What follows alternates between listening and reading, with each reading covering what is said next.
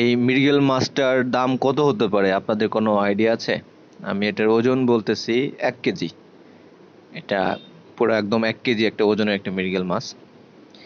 ঢাকা শহরে যারা থাকে তারা আইডিয়া করতে পারবে, যারা বাজারে যায় তারা আইডিয়া করতে পারবে, যারা বাজারে যায় না তারা বুঝতে পারবে না। তো এটা গতকাল নিয়ে আসছি বাজার থেকে, ভাবলাম একটা মাছ নিয়ে যাই।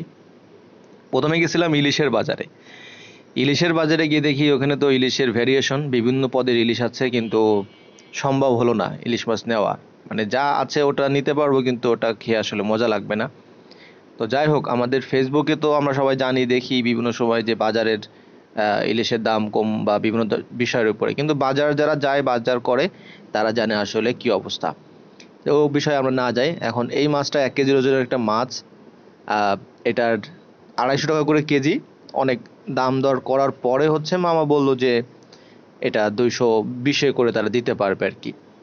এখন 220-এ বলছে, যখন টাকাটা আমি 250 দিছি, 200 টাকার নোট আর 50 টাকার নোট, তখন সে আমাকে 20 টাকা ফেরত দিছে। এবার বললাম কি ব্যাপার মামা, আর টাকা কই? মামা বলছে 230 করে। তো মানে কিভাবে মনে করেন যে আপনার চোখের পলকে কয়েক মিনিটের মধ্যেই আপনার কাছ থেকে আবার ওরা করে নেবে। এখন এই কথা যদি আপনি না বলেন তাহলে মনে করেন দিবে না। পরে আবার সে 10 টাকা আমাকে দিছে। আর রুই মাছের যে কেজি, এটা হচ্ছে 300 টাকা করে ছিল। তো ওটা তো আমরা নিতে পারিনি, মৃগেল মাছ নিয়ে আসলাম। আর বাড়ির দিকে শুনলাম নাকি 100 টাকা করে রুই মাছ, এগুলো মাছ বিক্রি হচ্ছে, কারণ আমাদের ওদিকে প্রচুর বৃষ্টি হয়েছে।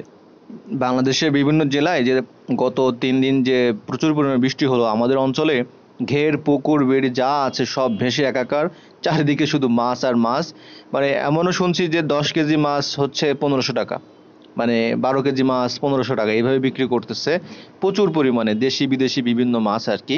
তো দেশি মাছই বেশি আসলে বিভিন্ন পুকুর বা ঘের থেকে।